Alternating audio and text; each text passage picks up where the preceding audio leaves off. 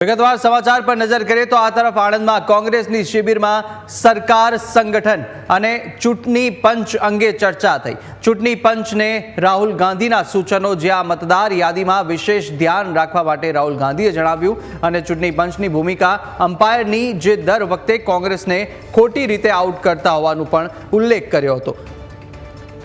तो राहुल गांधीए कह્યું કે લોકોમાં રોષ છે, લોકો સુધી જશો તો પરિણામ મળશે।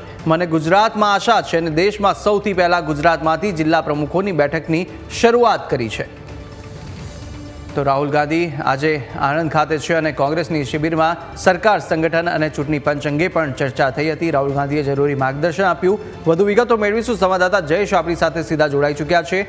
જયેશ, જે રીતે રાહુલ ગાંધીએ અનેક મુદ્દાઓ પર ચર્ચા કરી છે અને સાથે આ બેઠકની અંદર તમામને જરૂરી એવા માર્ગદર્શન પણ આપ્યા છે, લોકો સુધી પહોંચવાની પણ રાહુલ ગાંધીએ વાત કરી હતી। અન્ય કયા મહત્વના મુદ્દાઓને કોંગ્રેસને કેવી રીતે હવે વધુ મજબૂતાઈથી ગુજરાતમાં પાછીથી સત્તા પર આવી શકે તે માટેનું આયોજન કરવામાં આવ્યું, કયા કયા સૂચનો કરાયા છે?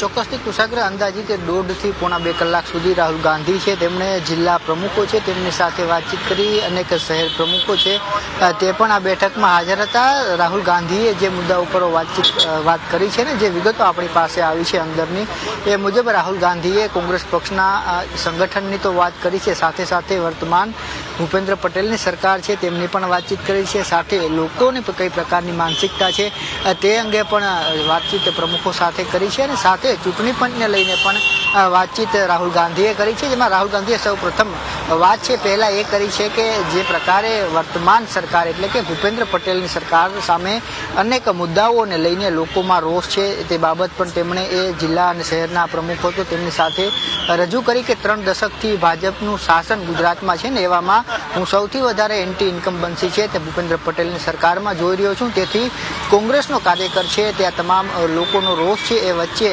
કોંગ્રેસનો કાર્યકર્તા જાય અને કોંગ્રેસની વાત છે તે રજૂ કરે, સરકારની જે નિષ્ફળતાઓ છે તે લઈને જાય અને સાથે તેમણે એ વાત પણ કરી કે જે પ્રકારની અત્યારે ગુજરાતની સ્થિતિ છે ને એવામાં મને વધુ ઉમ્મીદ છે તે ગુજરાતથી છે ને એટલા માટે જ હું આજે સંગઠન સૃજન અભિયાન હેઠળ જે પાયલોટ પ્રોજેક્ટ હાથ ધરવામાં આવ્યો છે તેમાં મધ્યપ્રદેશ, રાજસ્થાન નહીં અને ગુજરાતમાં છે તે પહેલાં આવ્યો છું, કારણ કે મને ગુજરાતથી ઉમ્મીદ છે અને 2027માં આપણે જીતી શકીએ છીએ એ પ્રકારની સ્થિતિ છે એ વાત તેમણે કરી। સાથે ત્યારબાદ તેઓ જે સંગઠનની વાત કરી કે જે પ્રકારે જિલ્લા અને શહેરના જે પ્રકારે નવા પ્રમુખોનું માળખું રચવામાં આવ્યું તેમાં તેમણે સ્વચ્છ છબી ધરાવતા ઉમેદવારો છે તેમને પ્રાધાન્ય આપવાની વાત કરી છે। આગામી વિધાનસભાની ચૂંટણી હોય કે મહાનગરપાલિકાની ચૂંટણી હોય તો સ્વચ્છ છબી ધરાવતા અને યુવા ચહેરાઓ છે તેમને તક આપવામાં આવશે અને જ્યારે પણ ચૂંટણીઓ આવશે ને ત્યારે ટિકિટની જે વહેંચણી થશે તેમાં શહેર અને જિલ્લાના જે પ્રમુખો છે તેમને પણ મહત્વ આપવામાં આવશે, તેમની જે સલાહ છે તે પણ લેવામાં આવશે ને ત્યારબાદ જ ટિકિટ છે તે આપવામાં આવશે। શહેર અને જિલ્લા પ્રમુખો પોતાનો વિરોધ નોંધાવશે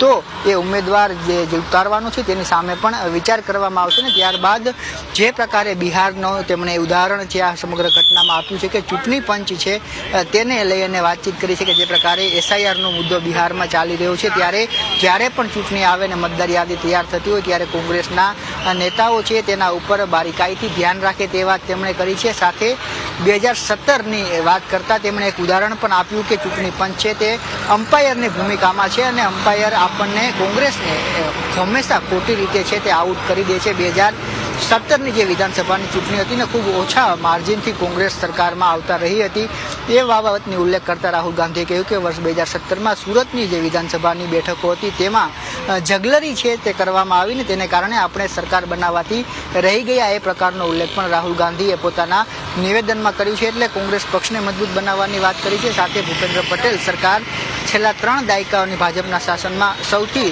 વધારે આંતરિક વિખવાદવાળી અને આંતરિક એન્ટી ઇન્કમ્બન્સીની વાત તેમણે કરીને સાથે ચૂંટણી પંચનું જે પ્રકારની કામગીરી છે તેને લઈને ફરી એક વખત રાહુલ ગાંધીએ આજની બેઠકમાં સવાલો ઉઠાવ્યા છે। કુશાગ્ર જયેશ, માહિતી સાથે જોડાવા બદલ આપનો આભાર।